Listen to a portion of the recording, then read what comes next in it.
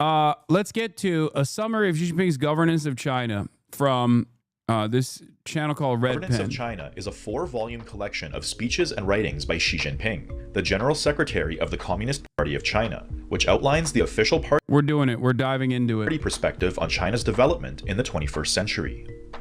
The writings encompass Xi Jinping's views on economics, domestic and international politics, infrastructure, technology, environmentalism, peaceful coexistence, and military affairs. He looks hotter now. The Governance of China is a unique text because it is a book written from a global historical perspective by a statesman with the power to actually shape the future course of a major country.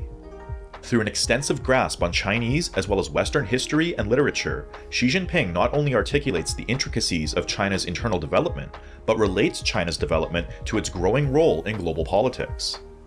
The text does not present a Western-style critique of capitalism, couched in the language of negation and idealism, but instead presents a tangible framework for concrete steps in the arduous struggle of building a communist society. With the rise of the People's Republic of China, its growing power on the global stage, as well as an emerging soft power conflict with the West, it is increasingly important that the world understands what China is doing, how it got here, where it is headed, and how nations across the world factor into this world historic transformation seen with the rise of socialist China.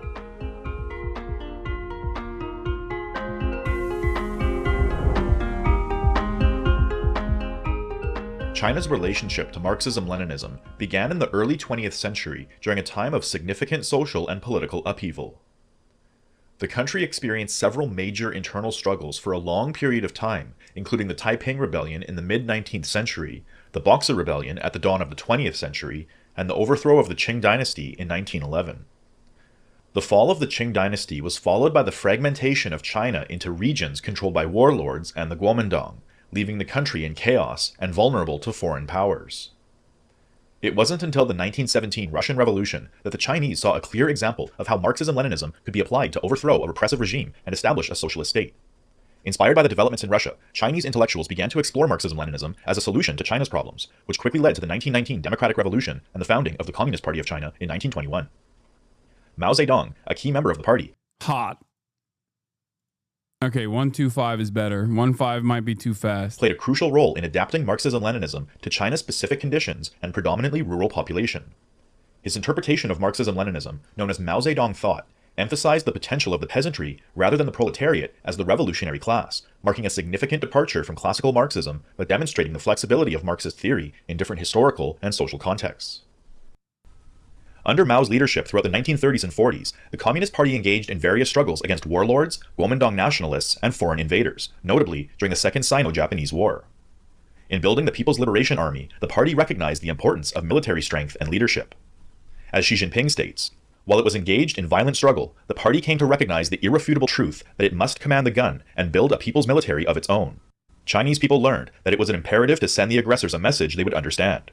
War must be fought to deter aggression. Force must be met with force, and a victory is the best way to win peace and respect.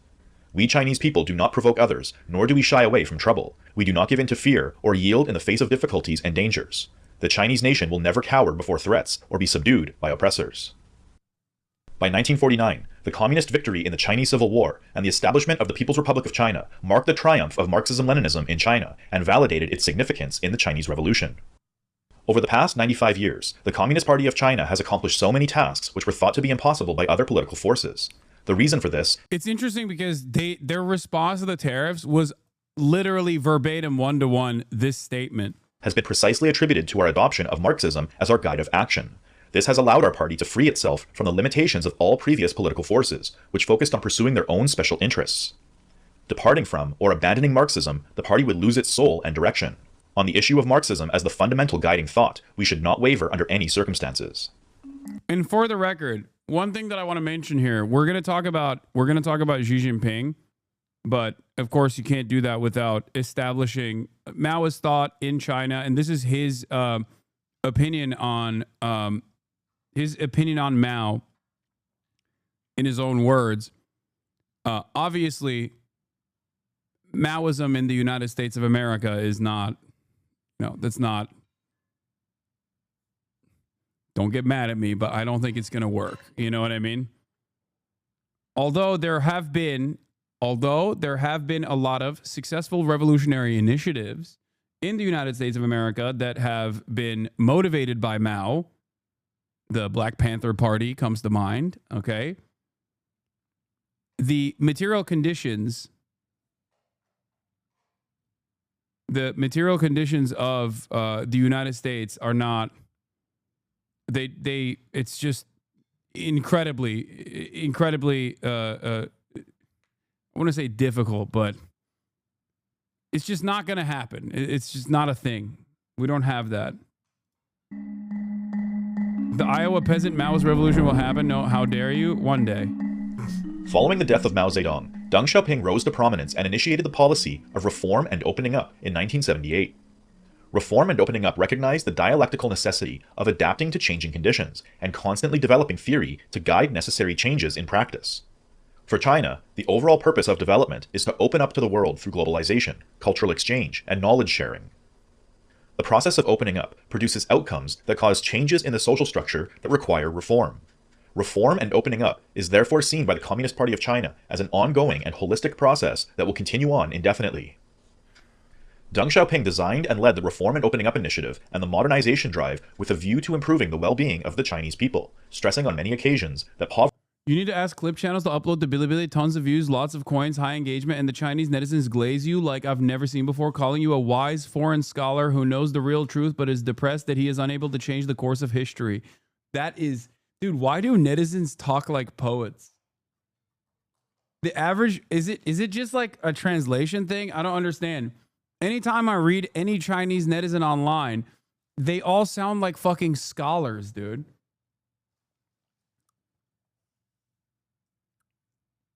Amazing. Poverty is not socialism. Socialism means I mean Mao Zedong thought.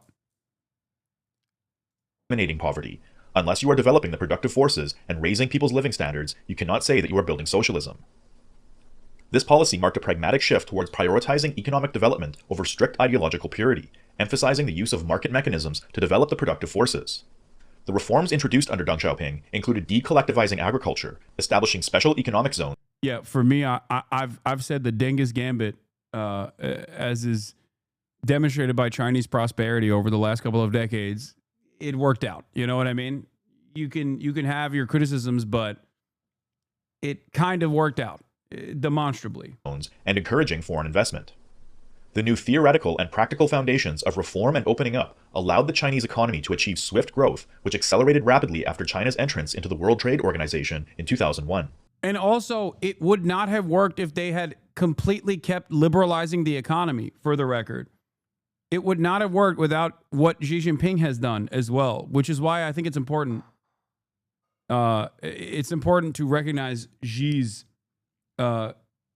initiative here as well. Many criticized the party's embrace of pro-market reforms and integration into the capitalist world economy.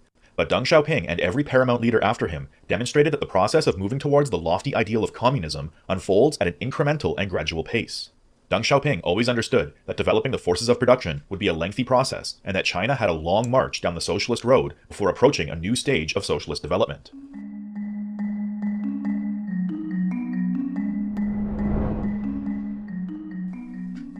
Reform and opening up catalyzed Chinese economic development, lifted hundreds of millions out of absolute poverty, and laid the groundwork for the development of what would become known as socialism with Chinese characteristics.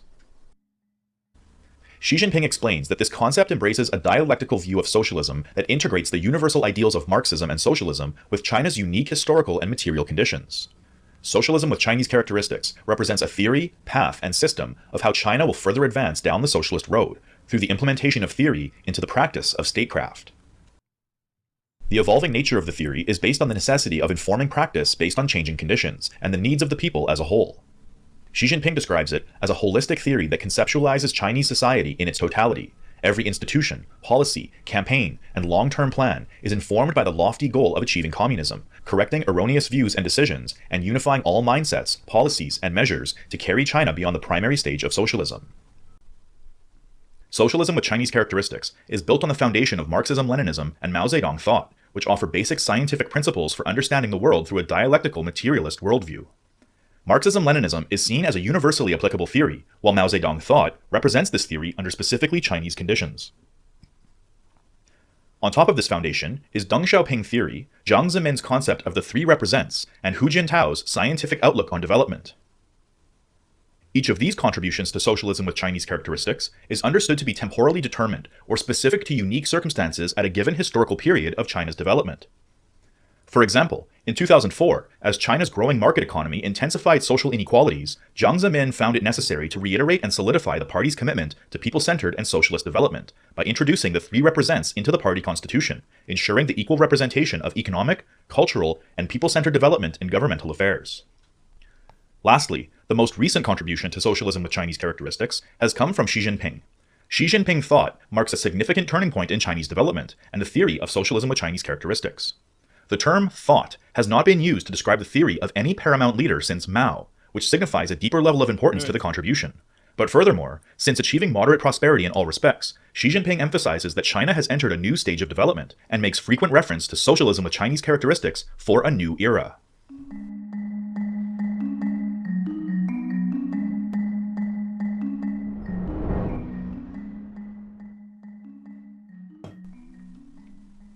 In 1997, Jiang Zemin introduced the concept of the two centenary goals: to achieve a moderately prosperous society in all respects by 2021, the centenary of the Communist Party of China, and to achieve a modern socialist country that is prosperous, strong, democratic, culturally advanced, harmonious, and beautiful by 2049, the centenary of the People's Republic of China.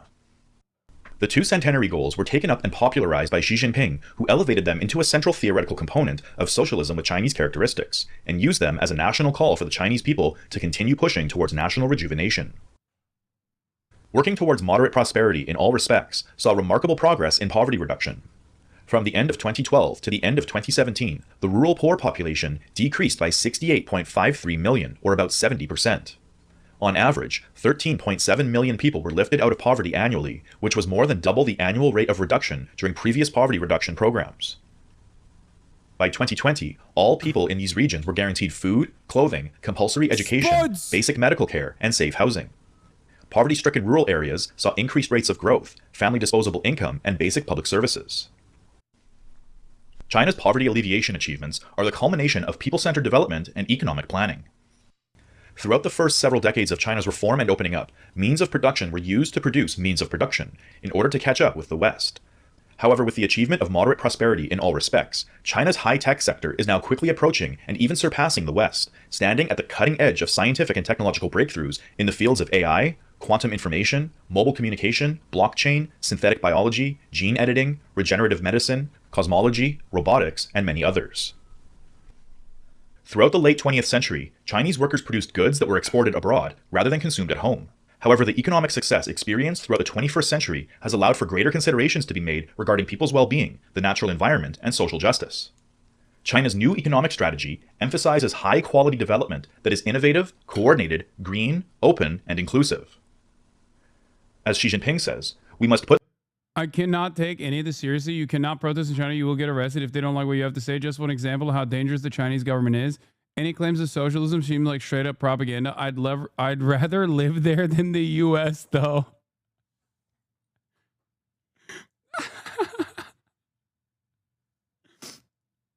Bro, given the current administration's initiatives in terms of removing due process and also destroying the First Amendment, we literally are getting all of the worst aspects that you claim China has and none of the high-speed rail. So yes, your final statement on the matter is what is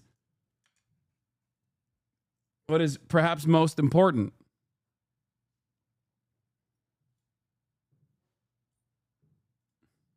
Put the people's interests first. Under no circumstances can we ever alter our standpoint of breathing the same air as the people and sharing a common future with them. Nor can we forget our purpose, which is to serve the people wholeheartedly. Nor can we discard the view of historical materialism that the people are the real heroes. Serving the people wholeheartedly and always representing the fundamental interests of the greatest possible majority of the people are the important preconditions and foundation for the implementation and development of consultative democracy. According to Xi Jinping, from 2021 to 2035, China will build on the foundations created by its moderately prosperous society with 14 more years of hard work to ensure that socialist modernization is generally realized. The party's vision is that by the end of this stage, China's economic and technological strength will have increased significantly, the rights of the people will be adequately protected, social etiquette and civility will be enhanced, people will lead more comfortable lives, the size of the middle income group will have grown significantly, a modern social governance system will have taken shape, and society will be full of vitality, harmonious, and orderly. Xi Jinping emphasizes that this process represents the movement towards the higher stage of socialism. Achieving communism is the highest ideal of the communist. I'm sorry. I do want to say, can you imagine Donald Trump writing 4 volumes on anything, really? Like actually him, even getting someone to dictate his thoughts about how we will move America into a transitional phase where America will become the manufacturing hub of the world, and how he's going to make capital owners collaborate with his agenda of prosperity. Like, motherfucker's barely literate. I still don't believe he knows how to read. That's just something. Yeah, art of the deal. I know. Our art of the deal, baby. That's his 4 volumes of Donald Trump thought, expanding on how to con better, which I guess is the capitalist version. It's a perfect representation of capitalism in and of itself, you know?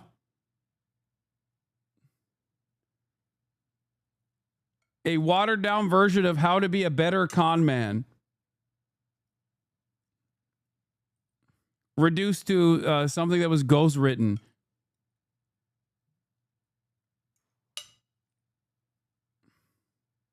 Party of China, and party members, particularly party officials, should maintain a firm belief in lofty communist ideals, along with the common ideal of building socialism with Chinese characteristics, and pursue them with dedication. Xi Jinping recognizes that capital still has an important role to play in China's modernization efforts, and encourages its orderly regulation rather than abolition. He says that after the launch of the reform and opening up, we broke free from a restrictive mindset on ownership and came to realize that capital, as a major factor of production, can serve as a tool for the market to allocate resources and an effective means to grow the economy. Yet we must be aware that capital is profit-driven in nature, and if unregulated and unconstrained, it will cause immeasurable damage to the economy and society. The 2008 global financial crisis has taught us that allowing capital to blindly pursue profit will result in chaos, and that this is why I always ironically maintain a position that while it is a transitional socialist state, in its transition, this unironically is what, like, the social democrats in theory want, right? That's why it's so funny and nothing but pure chauvinism when European sockdems will be like, China is a tanky haven. It's like fucking bullshit. It's awful. It's like, dude, they're literally currently in practice doing what you claim is what you want to do in your country. Obviously, there's additional safeguards beyond that. Their attitude towards private property is very different, and I think that is a really important distinction that turns it into a transitional socialist state potentially, rather than simply one that wants to maintain a capitalist order of the economy. But in practice, this right here is unironically what sockdems claim they want, right?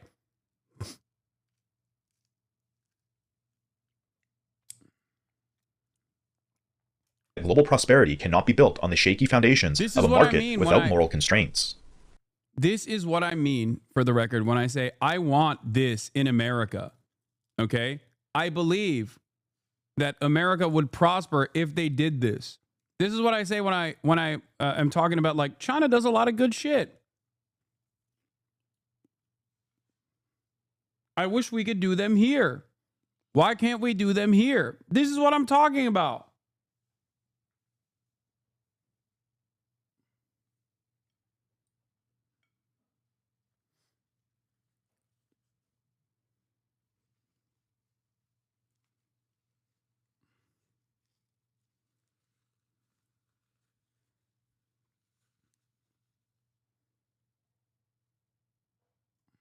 The growing gap between rich and poor is both unfair and unsustainable. It is important for us to use both the invisible hand and the visible hand to form synergy between market forces and government functions, and strive to achieve both efficiency and fairness.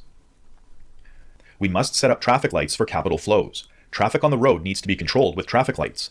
Likewise, capital also needs to be regulated. No capital of any type can be allowed to run out of control. We must prevent the unchecked growth of capital and combat monopolies, exorbitant profits, sky-high prices, destructive speculation, and unfair competition.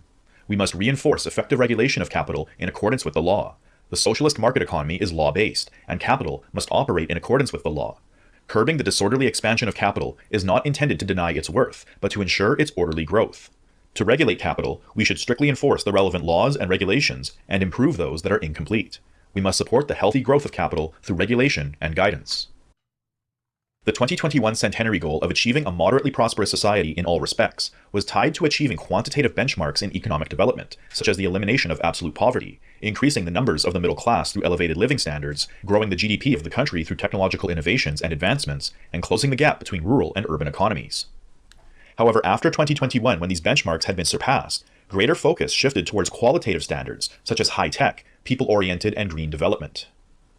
Xi Jinping's vision for the future of China is of a green, environmentally sustainable, and beautiful nation, leading the world in sustainable technologies and development to move towards a model of ecological civilization.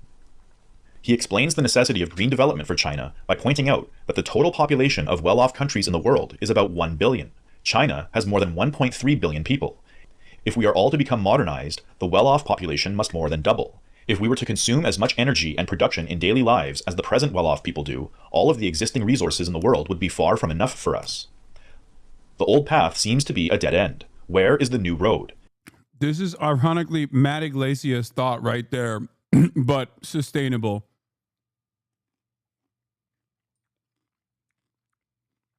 There is already 1 billion Americans. It's China. But if there are to be 1 billion Americans, then that would be unsustainable to exist on this planet because of the consumption. And therefore, there is a necessity to use renewable energies to evolve. It lies in scientific and technological innovation and in the accelerated transition from factor-driven and investment-driven growth to innovation-driven growth. In an overall effort of progressing towards a future that is both prosperous and sustainable, China's high-tech sector continues to develop new green technologies, such as electric vehicles, hydropower, nuclear energy storage systems, smart grids, green infrastructure, solar and wind energy, as well as carbon capture technologies. We should endeavor to build a green, clean, and beautiful world. The Earth is the only shared home for humanity. Now, a few individuals are trying to find a new home in outer space, but that is still a distant dream. In the foreseeable future, human beings still need to live on this planet. This is a fact that will not change. We must defend the Earth's boundaries, both tangible and intangible, to ensure harmony between humanity and nature. We need to improve planning regarding our territorial space, implement our functional zoning strategy, and draw up red lines for ecological conservation. We should accelerate efforts to establish a system of nature reserves, improve biodiversity protection networks, and set reasonable spatial limits for economic and social activities. We will never again seek economic growth at the cost of the environment.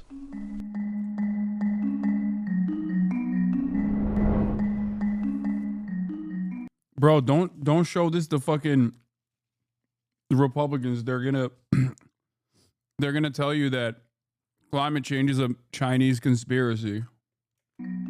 China's rule of law functions as one of the primary means of cultivating a harmonious society of internal stability and social order, where conflicts are managed in the interests of overall social cohesion. The Democratic People's Dictatorship is composed of the 4 classes of Chinese society: the national bourgeoisie, the petty bourgeoisie, workers, and farmers. Deng Xiaoping pointed out that although China's socialist economy and political system were imperfect, they have continued to improve and are much better than the capitalist system, based on the law of the jungle and the principle of getting ahead at the expense of others. Our system will improve more and more with the passage of time. By absorbing the progressive elements of other countries, it will become the best in the world. Capitalism can never achieve this. Elsewhere, he added, democracy in capitalist societies is bourgeois democracy. In fact, it is the democracy of monopoly capitalists. It is no more than a system of multi-party elections, separation of judicial, executive, and legislative powers, and a bicameral legislature. Ours is the system of the People's Congress and the People's Democracy, under the leadership of the Communist Party. We cannot adopt the practices of the West. The great advantage of the socialist system is that when the central leadership makes a decision, it is promptly implemented without interference from any other quarters. In contrast to the Anglo-American legal system, based on the supposed separation of legal powers, the Chinese system was created through a combination of socialist innovation and traditional Chinese practices to produce a legal system that is not only functional, but also promotes harmony and moral virtue by reflecting the democratic will of the Chinese people. According to Xi Jinping, Chinese law epitomizes the ethos and wisdom of the Chinese nation and contains many excellent ideas and concepts worth passing on. These include the governance strategy of enforcing public discipline through the application of both morality and law, the people-centered concept that the people are the foundation of the state, and only when the foundation is solid will the state be stable, the wish for social harmony without lawsuits, the idea of prudence that prioritizes moral enlightenment over legal punishment, the concept of equality that advocates passing judgment in accordance with the law and ensures that the punishment fits the crime, and the principle of leniency towards widowers. By the way, this is the reason why, while the party does have top-down control or like final say on matters, it gets its notes from a localized structure where the initiatives that they take on are directly after consultation and demands that they hear from virtually every side of China, virtually every aspect of China.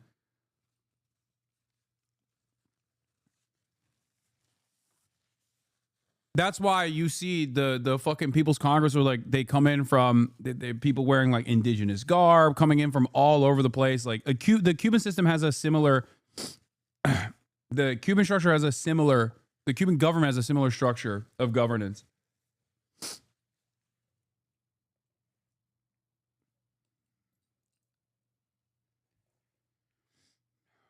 And while it's still a obviously a one-party system, clearly, there's room for disagreement within the party, and the people are still locally elected.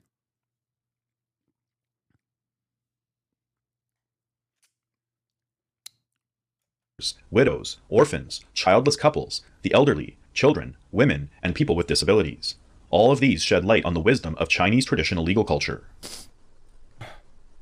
Despite the many examples of Chinese law reflecting the democratic will of the masses, Western critics insist on characterizing the Chinese system as authoritarian, framing China as desiring to expand its control outward.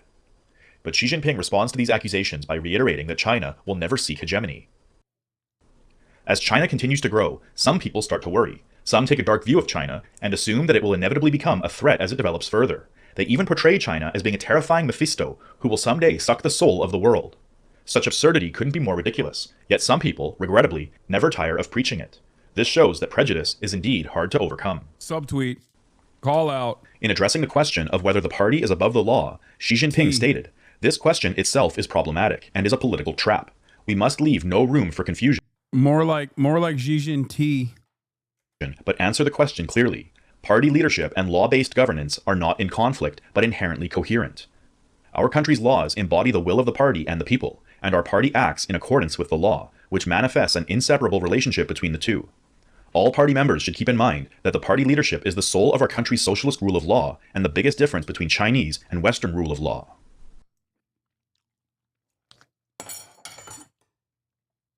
God damn it.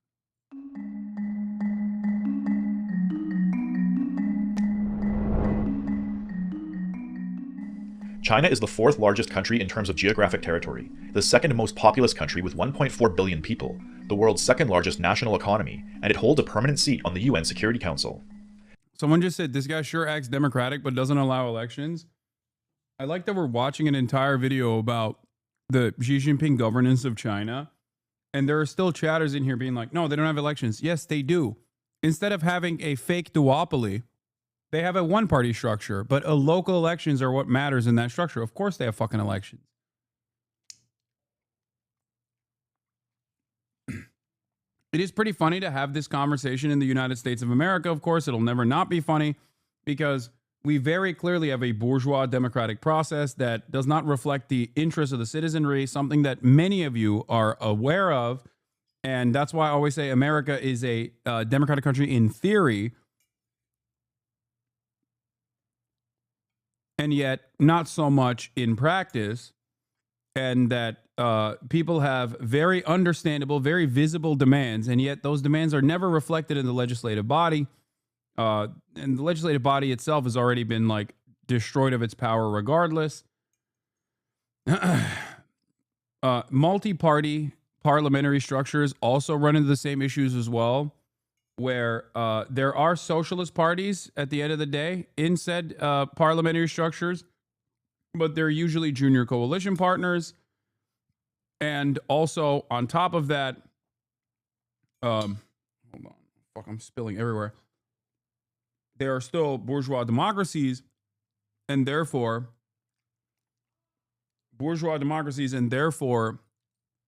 still very much reflective of the same two like power centers. Basically, you have like a left coalition, a right coalition, constantly fighting against one another. But when it comes down to representing the interests of capital, they still do the exact same thing that the American duopoly does.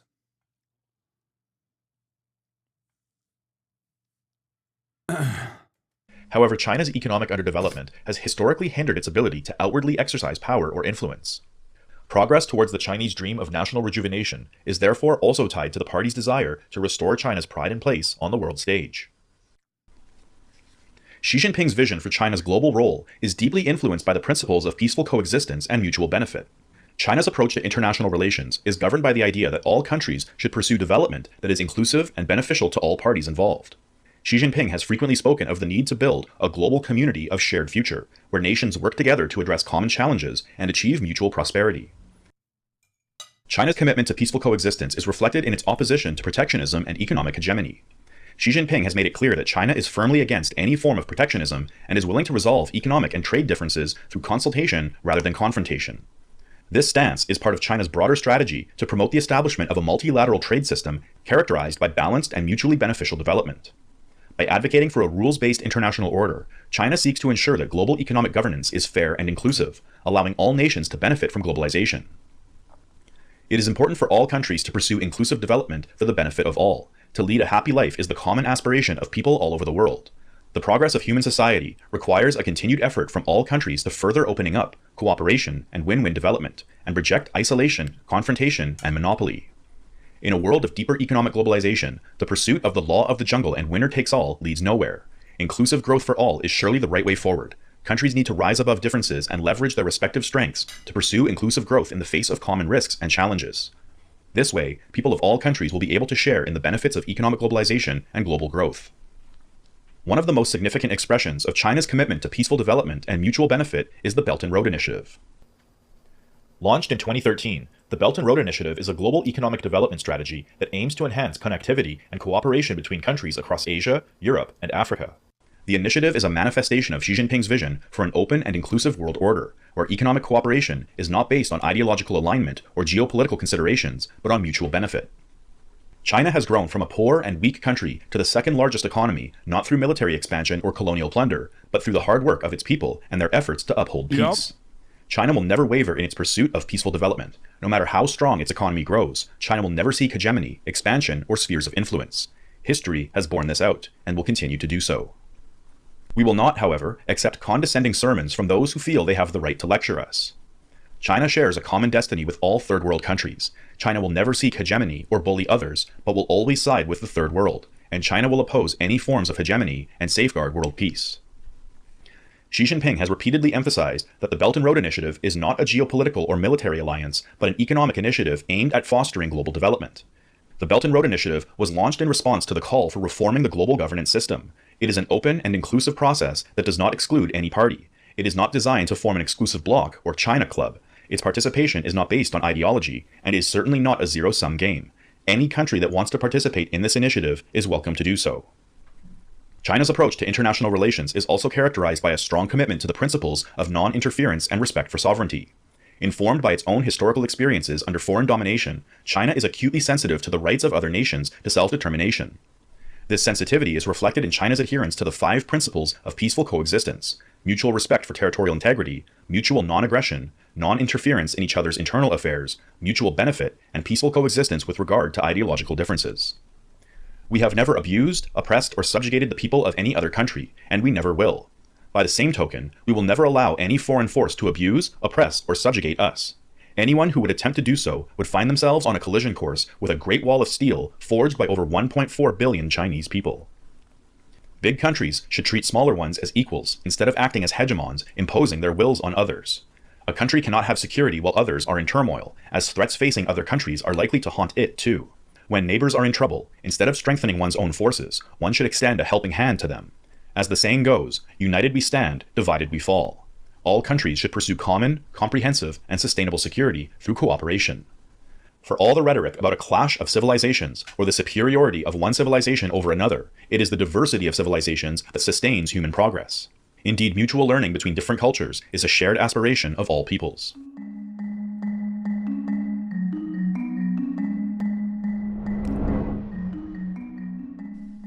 The People's Republic of China has overcome monumental tasks in liberating itself from the century of humiliation and tackling major social problems. Victory in the Korean War, eradicating widespread opium addiction, and lifting hundreds of millions out of poverty are only a few examples of the monumental achievements by China under the People's Republic. However, China still faces challenges that are deeply rooted in the past. One of the greatest and most persistent challenges facing China today is the need for national reunification with Taiwan. When China was a weak country, the Japanese invaded and occupied Taiwan, inflicting a traumatic experience on all Chinese people on both sides of the straits.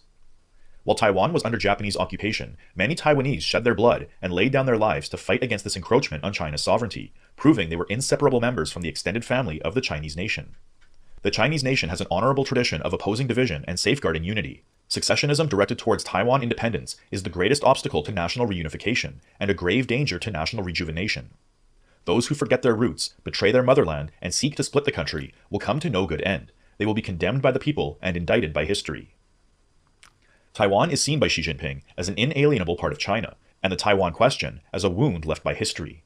He states that the blood of the Chinese nation flows in every Chinese person, and the bond between people on both sides of the Taiwan Straits cannot be altered by any force. We people on both sides of the Taiwan Straits are Chinese and share a natural affinity and national identity built on kinship and mutual assistance, a fact that can never be altered by any force or any people. Xi Jinping invites all Chinese on both sides of the Taiwan Straits to recognize their common history, reunite as a people, and share in China's growing prosperity. We must handle cross-straits relations on the basis of a clear understanding of the trend of history. The great renewal of the Chinese nation has never been closer thanks to the tireless efforts of all the sons and daughters of China. We should view from high ground the great trend of history with changing times and the rise of the Chinese nation, and realize... Bro, this guy goes, this channel does so much propaganda. Dude, it is a summarization of Xi Jinping's governance of China, like his own book. He's barely adding any additional thoughts to it. Of course, it's going to be reflective of Xi Jinping's own personal thoughts about his own personal affairs.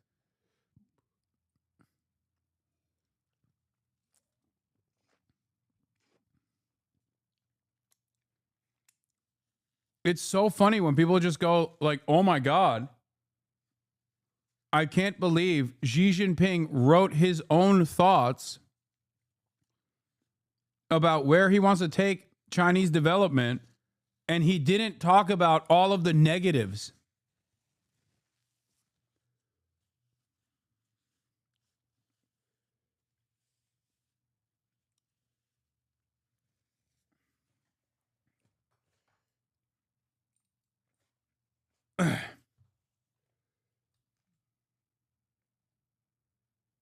It's so funny. Every time we talk about China, chatters forget that like they're human beings that have the capacity to also exaggerate or be biased. Like the concept of someone writing a book about themselves all of a sudden is elusive to the average chatter because it's a Chinese person that wrote a book. It's the same as like it's the same principle behind like the New York Times writing an article about like a new Chinese museum opening up in Beijing that whitewashes Chinese history. And it's like, yeah, no shit. That's what fucking museums do. What are you talking about? Like, what do you mean? Everyone turns into a fucking the wokest radlib anarchist when it comes to talking about our foreign adversaries.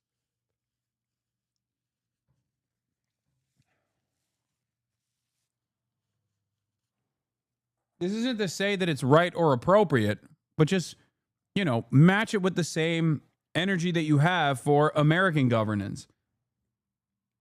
Ugh.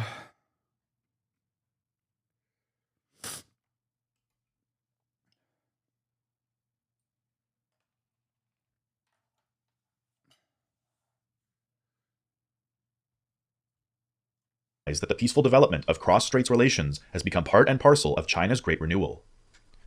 Sooner or later, we will have to resolve the political disputes that have long existed in cross-straits relations rather than leave them to later generations. No one should underestimate the resolve, the will, and the ability of the Chinese people to defend our national sovereignty and territorial integrity. The complete reunification of our country can and will be realized.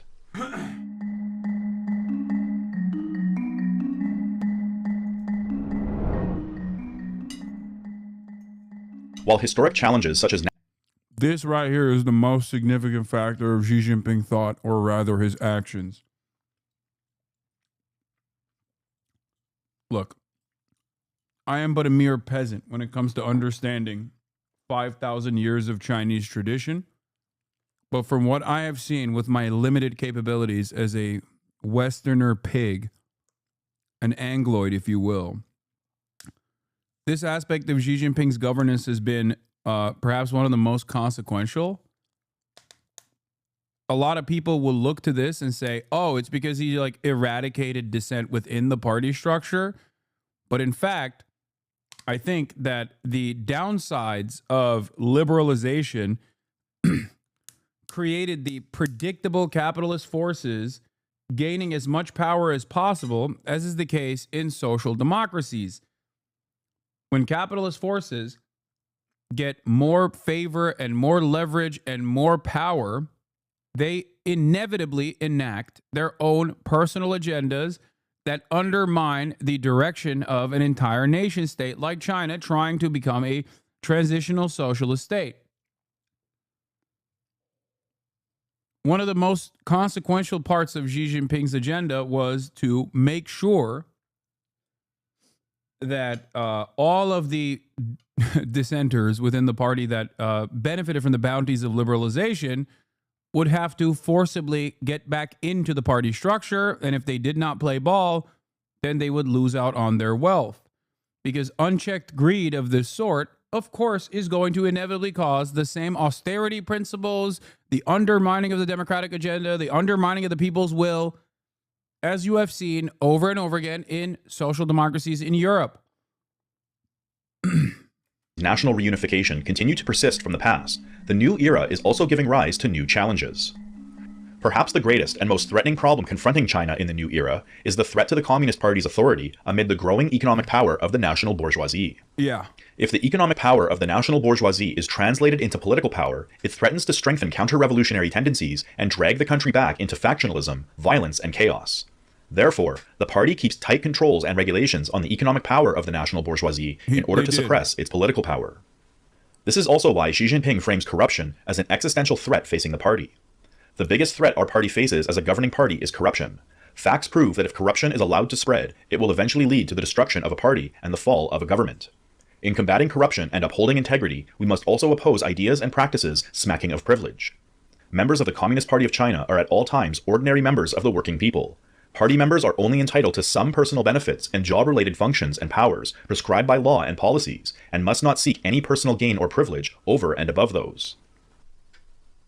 Combating corruption means upholding the party's commitment to the people and the high ideals of communism. The party came to power through unwavering dedication to the people, demonstrating unparalleled sacrifices in serving their interests. And today's leaders have large shoes to fill in upholding the legacy of the party and continuing the long march down the socialist road. Through China's revolution, development, and reform, innumerable party members laid down their lives for the cause of the party and the people. What supported them was the moral strength gained from the utmost importance they attached to their revolutionary ideals. Some are skeptical about communism, considering it a fantasy that will never come true. Some do not believe in Marxism-Leninism, but in ghosts and gods, seeking spiritual solace in feudal superstitions, showing intense interest in fortune-telling, worship of Buddha, and God's advice for solving their problems. Some have little sense of principle, justice, or right and wrong, and perform their duties in a muddle-headed manner. Some even yearn for Western social systems and values, losing their confidence in the future of socialism. And others adopt an equivocal attitude towards political provocations against the leadership of the Communist Party of China, the path of socialism with Chinese characteristics, and other matters of principle. They passively avoid relevant arguments without the courage to express their opinions, or even deliberately deliver ambiguous messages. Isn't it a monstrous absurdity that party officials, especially high-ranking ones, take no position in the face of major issues of principle, political incidents, and sensitive issues? As part of its efforts to combat party corruption and promote upright public officials, party discipline is enforced from the highest to lowest ranks. All party members are mandated to learn the teachings of Marx, Engels, Lenin, Mao, Deng Xiaoping theory, the Three Represents, the scientific outlook on development, and Xi Jinping thought to grasp the history, outlook, tactics, strategies, and goals of the party. Xi Jinping emphasizes that studying these works helps ensure ideological unity, strengthen the legitimacy of the Chinese Communist Party, and guide future governance. Learning from past leaders and adapting Marxism to China's evolving needs helps maintain political stability, reinforce party discipline, and address modern challenges while promoting a distinct Chinese path forward. Xi Jinping asserts that communism is not as simple as a meal of goulash, and it cannot be attained easily, but we cannot dismiss it as an illusion or choose not to be loyal communists just because there is a long way to go. Our revolutionary ideals are of supreme importance. Communism is the ultimate ideal of communists, and it needs generations of strenuous effort to achieve. If we all see it as no more than an illusion, if we deem it unworthy of hard work and sacrifice, communism will never come.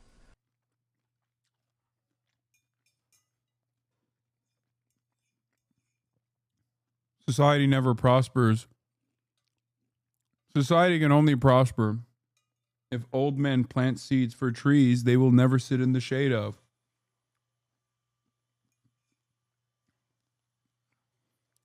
You must always continue to push society forward in the direction where you know the outcomes will be beneficial for all people, not just the hand selected few. Today's failures should not take away from your revolutionary optimism. What we do today in upholding and developing Chinese socialism is the real effort towards the ultimate ideal. Revolutionary ideals are more important than anything else. The party is called the Communist Party of China because since day one, our party has made communism its highest ideal. The reason our party is able to rise again and again through hardships and adversities is because the party has always held on to this great ideal and aspiration. In addition to the Chinese classics of Marxism-Leninism, members of the Communist Party are also encouraged to gain an appreciation of the best traditions of Chinese thought, such as Confucianism. Confucian ideals of ethical leadership, moral governance, and social harmony align well with the party's focus on integrity, particularly in regards to anti-corruption efforts. Xi Jinping sees Confucianism as complementary to the larger framework of socialist governance, integrating it into a larger Marxist framework and worldview. But Xi Jinping further argues that it is necessary to study the great teachings of other cultures as well. The Communist Party of China was conceived based on a European critique of capitalism and a Russian example of revolutionary struggle. Therefore, the ideological foundation of the Communist Party of China is firmly grounded in the works of foreign cultures. Xi Jinping argues that it is necessary for China to continue learning from other cultures, but warns of the danger of becoming overly subsumed by Western influence. A number of people, even including some party members, cannot see the underlying dangers of accepting the universal values that have developed in the West over hundreds of years, along with certain Western political dogma. They argue we need not reject them since we would not suffer any significant harm by accepting them. Some even regard Western theories and discourse as the gold standard and thus unconsciously become trumpeteers of Western capitalist ideology. Studying Marxist classics, the theory of socialism with Chinese characteristics, the great works of traditional Chinese culture, as well as the worldly literature of other civilizations, is necessary for cultivating strong socialist values and practices. Xi Jinping explains that the core socialist values that we should cultivate and practice are prosperity, democracy, civility, harmony, freedom, equality, justice, the rule of law, patriotism, dedication, integrity, and friendship. This not only means adhering to the constitution, direction, and strategy of the party, but going beyond what is required through a sense of patriotic and socialist duty in contributing towards national rejuvenation. The ideal party official is honest, well-read, incorruptible, pragmatic, and unwavering in his or her commitment to the lofty goal of achieving a communist society. However, only a small minority of party members approach this high standard. Some party officials have learned socialist theory by rote and don't have a firm grasp on how their role relates to the broader social totality. Some party officials Some of y'all only learn socialism through memes. Democracy, and he made himself premier for life and changes the constitution to remove term limits. Oh my God, bro. Hello? It's a one-party structure regardless. That's just not how Chinese democracy works.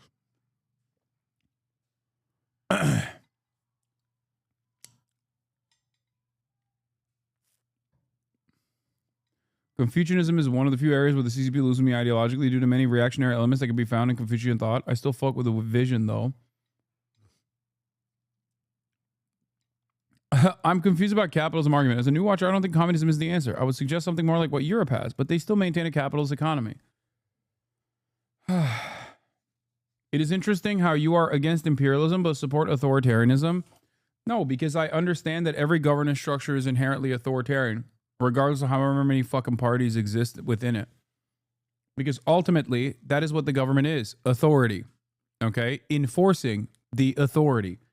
You can either do that at the behest of the dictatorship of a handful, a hand select group of people, capital owners, or you can do that by enforcing the wishes of the large majority of the population. So one party government is the answer?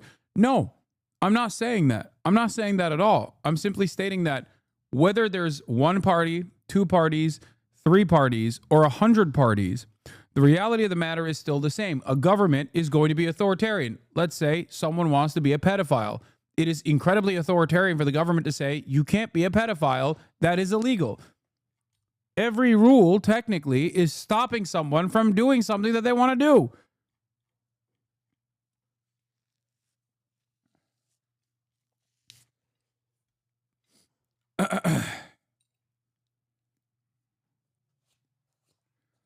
The government is a mechanism of authority.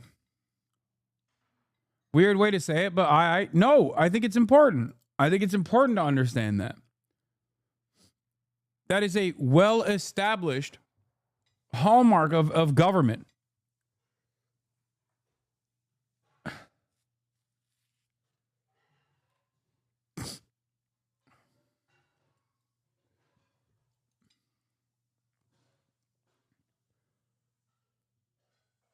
So authoritarian in this sense,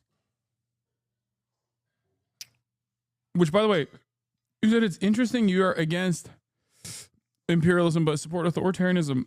How authoritarianism and imperialism, what are you talking about? These are concepts that are completely removed from one another. Technically, America is not an authoritarian nation, right? It's the beacon of liberal democracy. It also happens to be the most imperialist nation. You're substituting two utterly irrelevant concepts here. An authoritarian nation cannot be, an authoritarian nation could very well be not imperialist, but it doesn't matter. A non-authoritarian nation can be imperialist, but it doesn't matter. There's wrongs for each form of governance and what they're doing.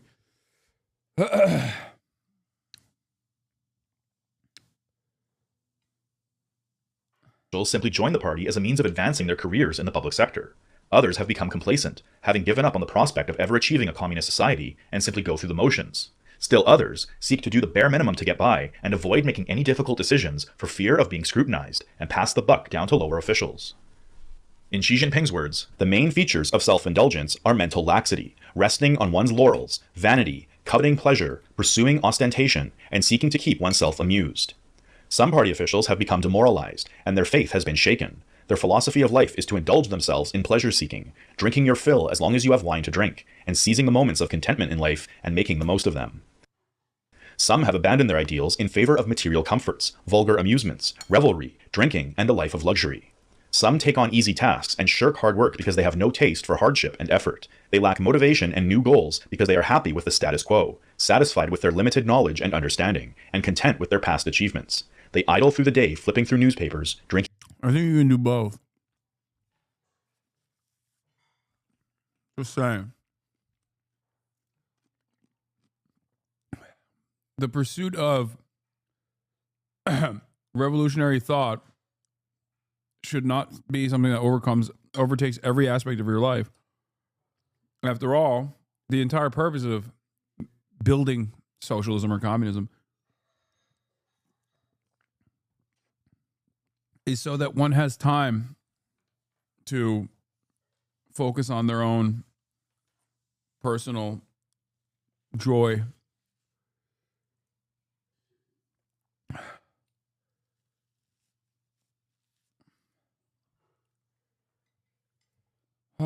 Drinking tea and chatting, their gaze wandering abstractly because they have no purpose.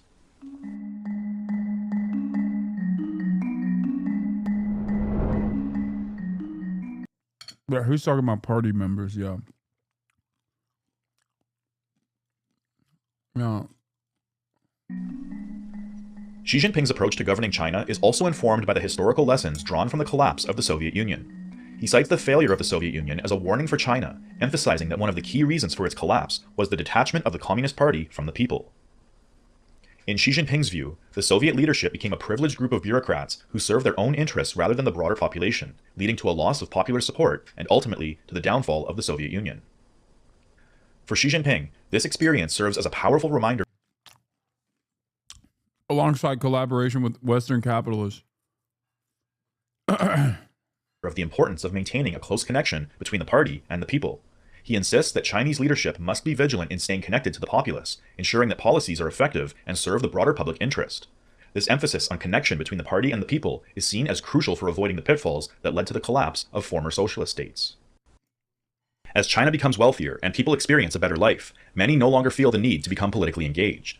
This is a major concern for the Communist Party and its connection with the people as a fundamental basis for political action. As Xi Jinping says, we must be very clear, there are still many inadequacies in our work and many difficulties and challenges to face. The main ones are as follows: unbalanced and inadequate development, public well-being, poverty alleviation, disparities in developing between rural and urban areas, income distribution, employment, education, healthcare, housing, elderly care, and civic awareness. Decisions made by the Communist Party must be informed by the people through democratic processes at the grassroots level, with active engagement in elections for local people's congresses and village committees, as well as consultative democracy. The challenge of building socialist values, political consciousness, and democratic participation is a growing concern, particularly in regard to Chinese youth. Unlike many previous generations who were required to sacrifice so much to build China's productive forces, Chinese youth today are born into a world where those sacrifices are bearing great fruit.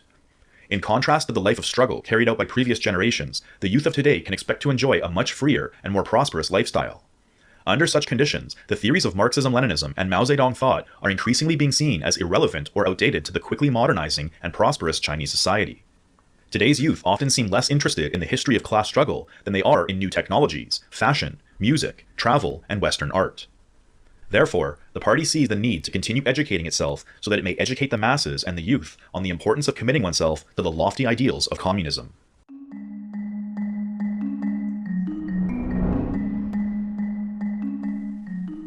The emerging digital realm is one new area of social life that is giving rise to novel social problems. China has more netizens than any other country in the world, and the Communist Party of China encourages them to use the internet as a tool to represent Chinese culture abroad. The rapid technological development seen in the digital realm has opened new opportunities, but has also opened communication networks. She said, I'm a poster. He said, let a thousand flowers blossom. But this time, not as like a meme or not as a way to squash dissent. He said, for real this time. Let it blossom like for real.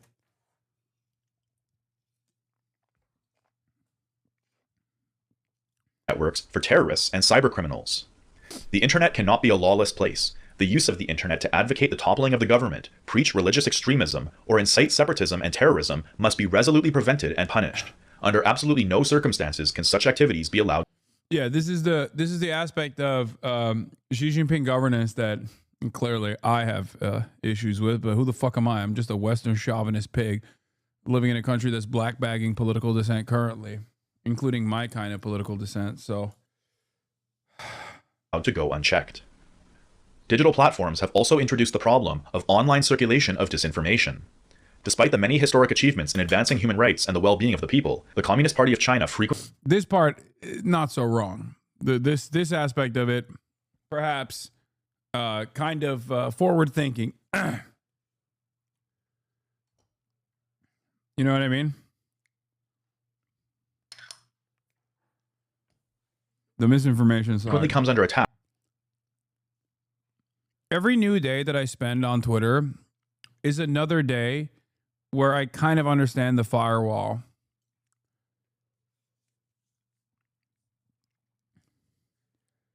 Every other country that we traffic our brain rot to by way of social media platforms is another day that I understand the Chinese firewall. For sure.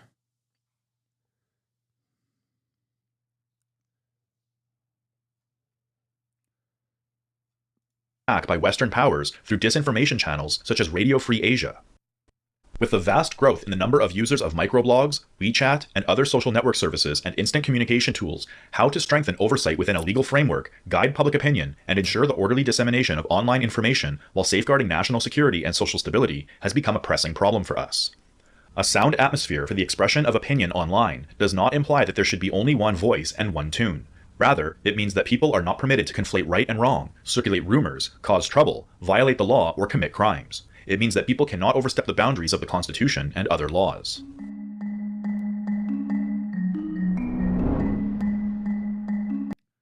Love how it doesn't mention banning LGBT content and content creators online. Well-being of the people never applies if you're gay and want equal rights in China. I mean, there's many gay celebrities. Like the most famous woman in China is literally trans. Like, you can be gay on Chinese social media. The fuck? Have you been on Xiaohongshu? They are gay as fuck over there.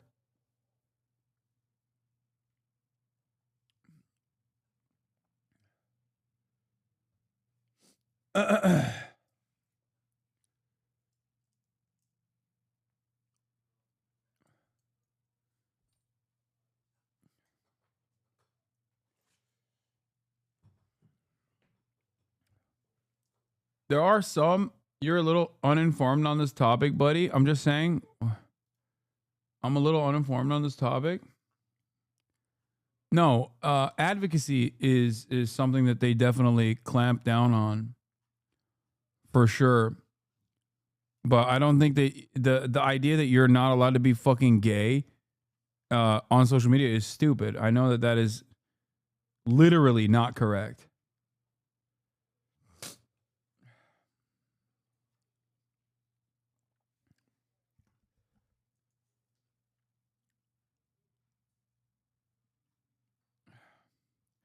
Arcane China, that's so funny. Yeah, dude. Yeah, they also don't let you have blood in video games. Yeah, they have stupid fucking rules, dude. I know. We're not talking about Arcane. We're talking about whether or not you are openly allowed to be a homosexual, lesbian, trans, whatever the fuck on Chinese social media.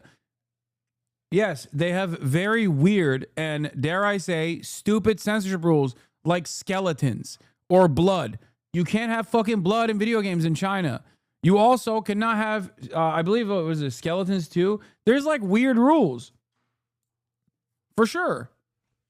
But that's not what the fucking conversation was about. The conversation is whether or not you can be visibly a queer person.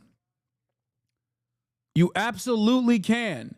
Yeah, there's literally advertised gay cities in China. They're just aware of how LGBT rights are used by USAID and the CIA to create dissent. No, I don't think it's just that. They're also fucking conservative too. I think there's a little bit of social conservatism involved in this. It's not just like USAID uses gay advocacy, which is true. They do that for sure. Like civil society organizations in an effort to destabilize countries. They do that 100%.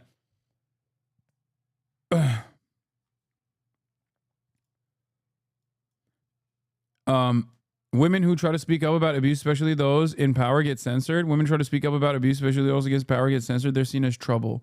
It is different. You aren't protected. Okay, that I can't speak on. But, you know, I live in America.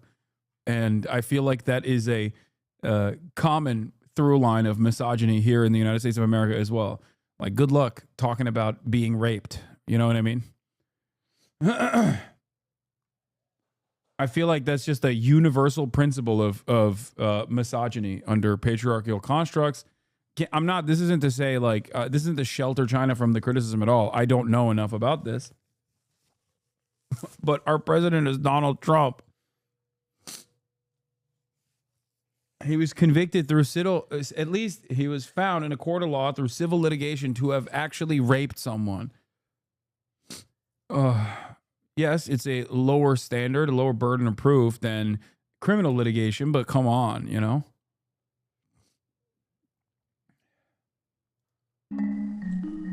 China's economic development has been a driving force in the creation of an emerging multipolar world. This global shift in the redistribution of economic power can be seen in the flourishing development. Not like trans women are protected in the US either. Chinese trans people can change their ID. Americans cannot. I know. As in the last Trump administration, also we reversed some of the civil liberties, the remaining civil liberties that trans people had over here, as opposed to the Chinese trans population that now unironically outflank us on that too. So that's like another incredibly sad situation for how dire things have become here in the bastion of liberal democracy.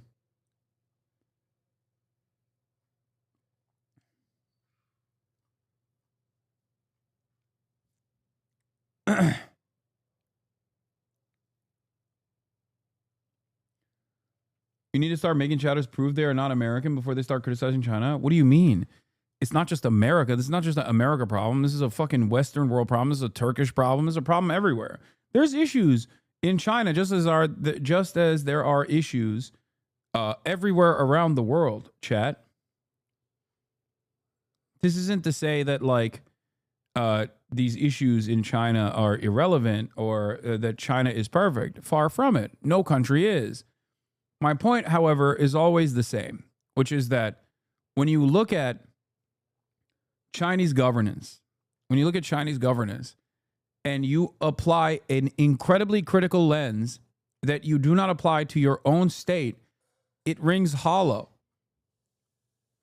Some people apply that critical lens to their own state, but then apply extra critical lenses to the Chinese state.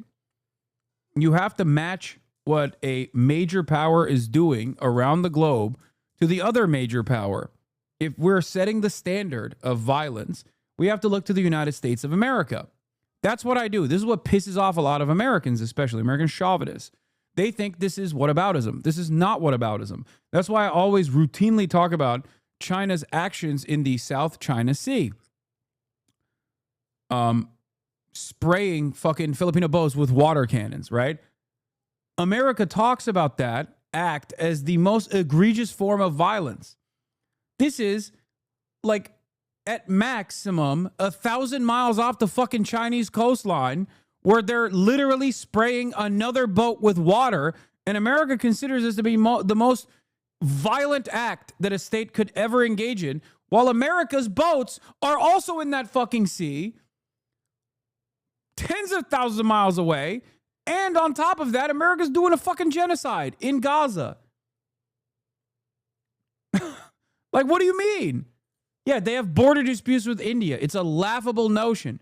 They literally dress up in full riot gear and fight one another with fucking sticks and stones. When America has a border dispute with a country, which, you know, doesn't usually happen, America has border disputes a world away from the United States of America. They fucking eradicate the entire population. They rape and pillage. They fucking torture people that they take prisoner unjustifiably. And we're over here being like, well, you know, those sticks and stones border conflict they have with India is the most unacceptable form of violence. This is what I mean. This is what I mean. This is what I'm talking about. This is not a defense of America, and it's not a defense of China. But if the standard of violence is supposed to be universal, or our criticisms of violence is supposed to be universal, it's like yelling at your neighbor for being too loud when you are beating the fuck out of your son every night. You know what I mean? You're like, oh, I can't believe you reprimanded your child. How dare you do that as I abuse my son? You know what I mean? This is unacceptable. It's just copium. Or not even fucking, not even abusing your child. It's like being a fucking serial killer and then getting mad at a dude doing MMA.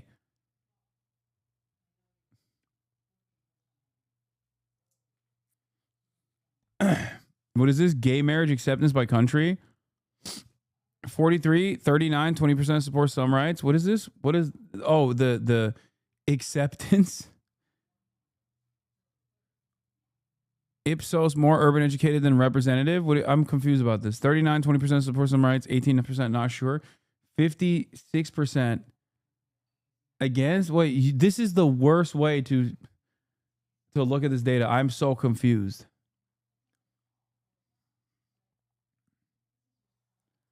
What a weird but understanding comparison. Yeah, I hope this is eye-opening for some people. Like, I criticize China plenty.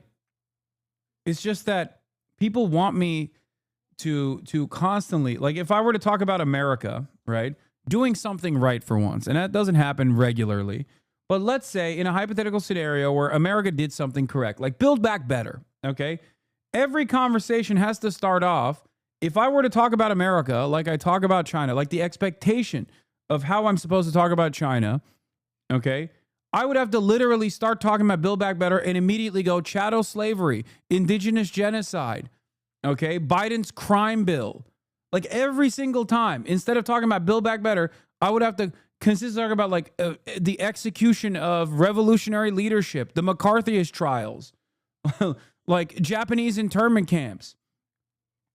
I would never, yeah, see, this is it. NSA mass surveillance, Kent State, Church of Scientology, David Miscavige, May 4th, 1970 massacre, May 13th, 1985 move bombing, 1919 House Un-American Activities Committee, Trail of Tears, Jim Crow, segregation, Human Rights Citizens United, safety, high-speed rail, strong mass line, Republic of Hawaii, 13 colonies, Vietnam, Afghanistan, Iraq, Edward Snowden. Some of those are hilarious. But Henry Kissinger, nukes, NSA mass surveillance. Like, it would be ridiculous. I would never be able to talk about like the comings and goings of American politics at all. This is how Americans want me to talk about China. I've covered Xinjiang plenty. I've covered the camps created, the re-education camps that were created for Uyghurs under the boundaries of, under the claim that they were separatists. Some of them were, but that doesn't matter. Like, you can't just do dragnets and mass surveillance over an entire population of people and fucking neuter their culture. These are the types of things that I criticize when I'm talking about China. Having said that, however, if Israel treated the Palestinian population in the same way that China treated its Uyghur population, okay, where they have freedom of fucking travel and are full-blown Chinese citizens, okay, at the end of the goddamn day, regardless of the cultural genocide or the re-education or whatever the fuck, okay, the rest of the world, the Western world, will hail Israel as the most moral nation on the fucking planet. Nobel Peace Prize be given out every fucking day. They would run out of peace prizes to give to Israel. There would never be another person that ever received a peace prize because they would talk about how Israel deserves it every single fucking year. Do you understand the cruelty, that the appetite that we have for death and destruction for Western powers and Western aligned powers and an expression of Western imperialism versus like what our supposed enemies do, what our foreign adversaries do? Okay? So it feels weird for me to fucking constantly bring that shit up every single goddamn time. Like when I'm talking about high-speed rail, they'd be like, oh, the Uyghurs.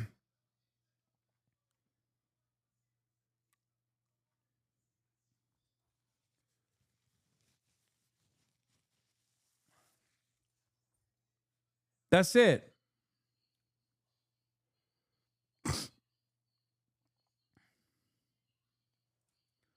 We have cities that are famous for being gay as fuck, but we are not being persecuted by law. Yes, we want more rights and to be protected by law. On the other hand, the Chinese gay community is somewhat similar to the American gay community in the early 2000s. There's no law of legal marriage, but most people understand it and know that it exists.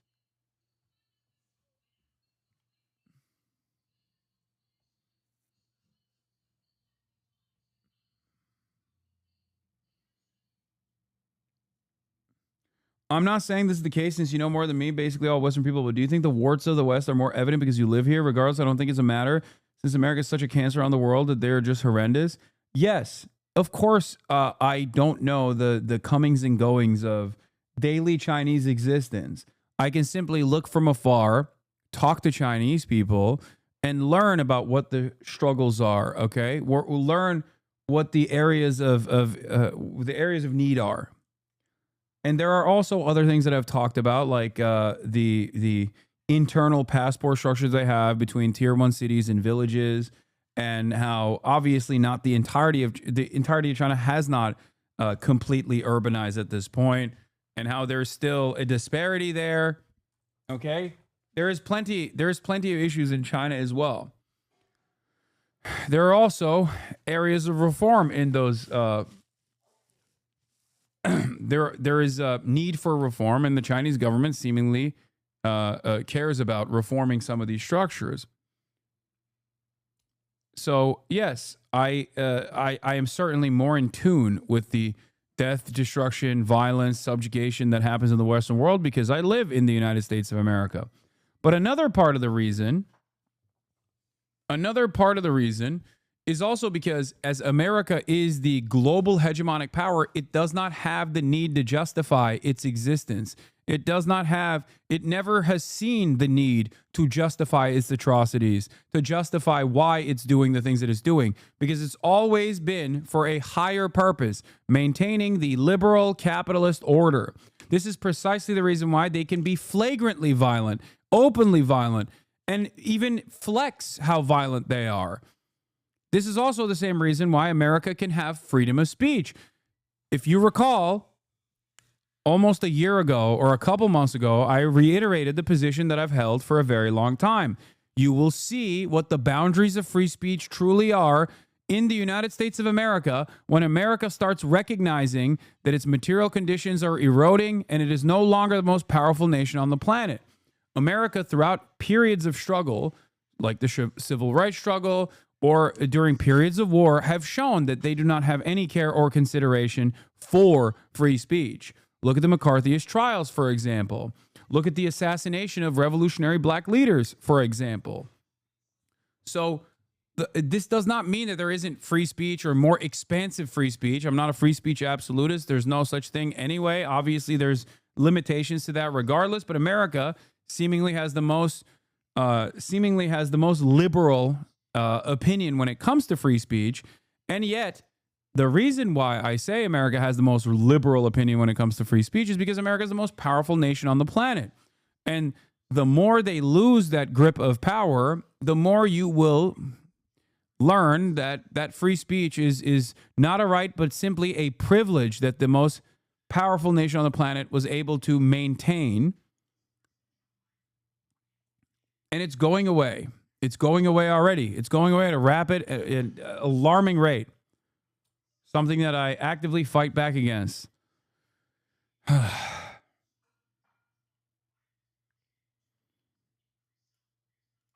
Of Chinese projects, notably the Belt and Road Initiative and the BRICS multilateral partnership. Under Xi Jinping's leadership, China has emerged as a dominant power on the world stage, which has presented hegemonic powers with a new challenge. Many Western countries have regressed back into economic nationalism, the erection of trade barriers, sanctions, and other soft power tools mobilized to disrupt the creation of a multipolar world. But as Xi Jinping asserts, whether you like it or not, the global economy is the great ocean from which you cannot escape.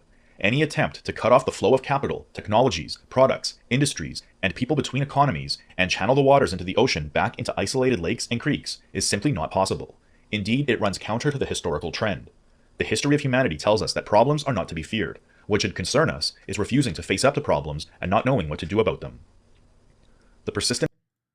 You are fucking ignorant and defending fucking take. Absolutely fuck you for this take, but we aren't those people who ignore what the West does. Fucking educate or fucking take the trans hate, you piece of shit. That doesn't imply acceptance at all, and that means we should call out fucking China for trans hate. Fuck your take, showing his fucking ignorance towards trans issues. What?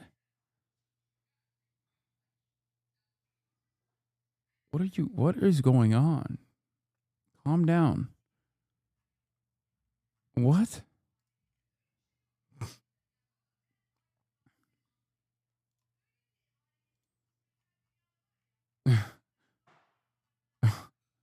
Hello? What? Explain what your gripe is. I am confused.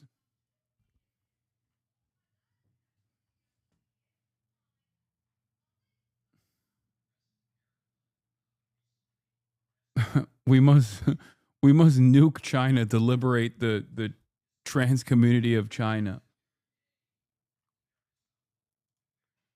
What is happening here? The Chinese nation does not like her. She talked about it often. You are wrong. You fucking can't. The trans woman you were talking about was almost thrown out. She talked about it and how it's okay to be a femboy, but not actually fucking gay or trans. You are wrong here. You are fucking playing it down, and that's a problem. Fuck you for this take. China hates trans and queer people.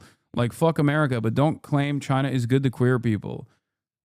I didn't say that China is good to queer people. I just said that given this current administration that I suspect you live under and its initiatives against trans people, China is now better to queer people, including trans people, than the United States of America is.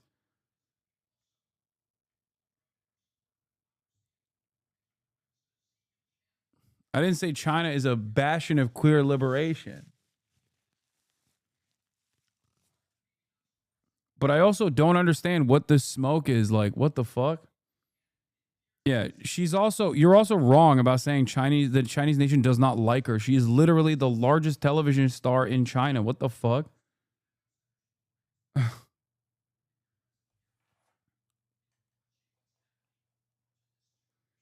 Like, not every country is like Thailand, all right? Which is objectively the gayest nation.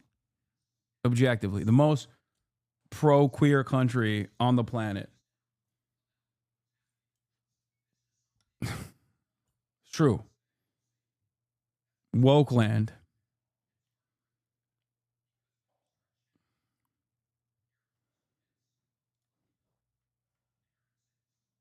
Did this chatter just like get mad and then leave? Like, what the fuck happened? Of regional conflicts, terrorism, poverty, unemployment, economic crises, refugee waves, and widening income gaps are problems that have accelerated under the global economy shaped by unipolarity and Western universalism. But these problems are not inevitable outcomes of economic globalization. Rather, they are the consequences of excessive pursuit of profit by financial capital and the grave failure of financial regulation. War, conflict, and regional turbulence have created many problems, and their solution lies in making peace, promoting reconciliation, and restoring stability. Simply blaming economic globalization for the world's problems is neither consistent with reality nor helpful in finding solutions.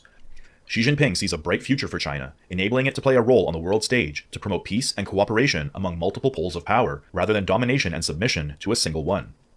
I have made it clear again and again that China's door will never be closed. It will only open even wider. China will never waver in its effort to pursue high-quality opening up.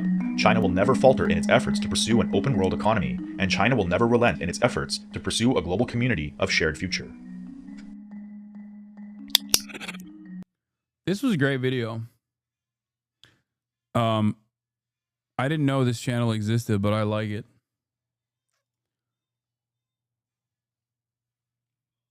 Look, I'm trans, so I'll weigh in. We just need to accept that there isn't anywhere that's particularly good to us right now. This is a new info. China is improving. The U.S. is receding. Many other Western countries are being reactionary against our rights as well. Thailand isn't even perfect. There's still discrimination, even if their healthcare initiatives are better. Yeah. There's a big trans Bilibili creator who does a lot of trans-related skits, and she's openly trans to the point where she's listed out all the operations and medications she's taken, and even listed the prices. Lamau. Yeah, I'm... Like, people bring this kind of stuff up because I think they read like a Pink magazine article or something, but they don't investigate it any further. It just doesn't match what I have seen. Maybe I don't know for sure. I'm willing to admit that, but I think that's the problem here. They read like they literally read like a USAID subsidized fucking article written by some dude from a think tank, being like, China is working to kill every queer person or whatever. And then they go, this is the scariest thing I've ever seen in my life. And then they turn around and they're just like, no, you don't understand. Like,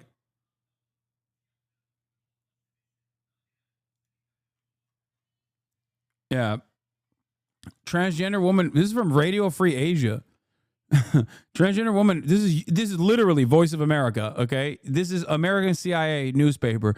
Transgender woman wins payout in China for electroshock conversion therapy. Ling Er wins unprecedented compensation after being incarcerated in a psychiatric facility. A transgender woman in China who won an unprecedented compensation. I feel like you can't do that in America even. The woman, known only by her nickname Ling Er for fear of reprisal, recently made headlines after winning 60,000 yuan, $8,300 in compensation in connection with illegally administered electroconvulsive therapy inside of the Qinhuangdao No. 5 hospital in the northern province of Hebei.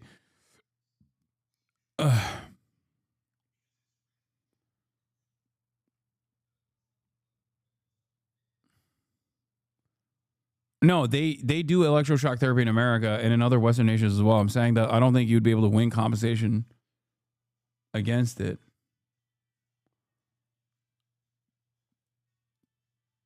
Japan also isn't perfect with LGBTQ rights, but they're not going to tell you to shut the fuck up whenever you glaze Japan, Lamau. Yeah, that's the other part of this puzzle as well. Like, the greatest example I can give you is I Show Speed. Okay? I saw a very viral tweet on the timeline of what I suspected people would inevitably say. That I Show Speed was being paid by the government, or at least like being promoted by the government to show, like, they recognize the soft power capabilities here. They recognize that he was doing they recognize that he was doing great work in like cutting through all of the anti China propaganda by just like simply existing in China. And this person says, I suspected it before, but now I'm sure of it. The Speed China visit is being curated by the government to show off China to the young Westerners. No regular tourists would just show up and have all these chance meetings and opportunities to fall in their laps. Yes, there's probably some truth to this, but it is not nefarious in the way that you think it is. And the reason why it's nefarious is because this dude with 38 million subscribers also went to Peru. And when he fucking went to Peru, he became the mayor of a town in Peru for the day. And I didn't see anybody go, I can't believe the Peruvian government is doing this kind of thing for I Show Speed. I suspected it. He fucking went to Albania and hung out with the goddamn president. And I did not hear people go, well, he's in the pocket of big Albania. He's in the pocket of Albanians. Perhaps it is because he is a massive cultural ambassador. And that is precisely the fucking reason why governments, when he comes over there, goes, oh, dude, fuck yeah, let's show him a fantastic time. This is amazing. Do you understand? It's because China, the factor here in consideration is that it's China doing this. China is the foreign adversary. China is the reason why this is nefarious and scary and bad. Okay? And that's what I mean when we talk about, this is precisely what I mean when I talk about like the way that we approach China because of Western chauvinism is incredibly critical, more so than the way we cover any other country that is within the sphere of American influence. Even if they have the exact same problems, or even if they, act out in the same exact ways.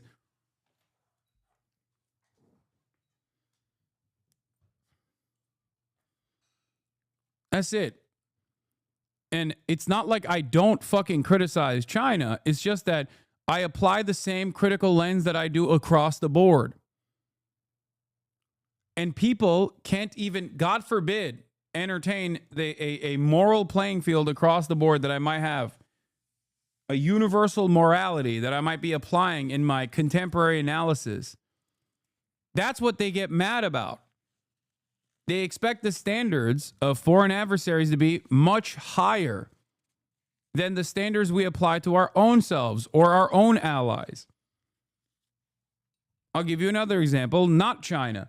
People fantasize about Palestinian existence being like this incredibly brutal, incredibly ruthless, Sharia law dominated, Islamist fundamentalist Salafist society. Okay? The irony, of course, is that many of America's actual fucking allies directly in that region are like that. Palestine is not like that. We just suspect that they're like that because of Islamophobia, while simultaneously never actually demand that the government not give fucking unlimited billions of dollars of weapons to a country that is exactly like that is currently doing a fucking genocide or participating in its own violent conquest in a country like Yemen, for example. This is what is so frustrating.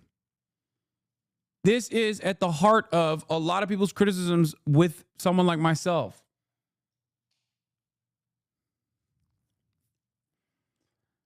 Why are Chinese so bad? I never said that. They're not.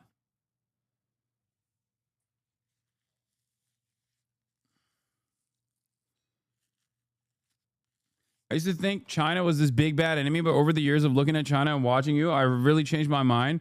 They're still not perfect, but they're definitely doing better than us in the US. Yeah.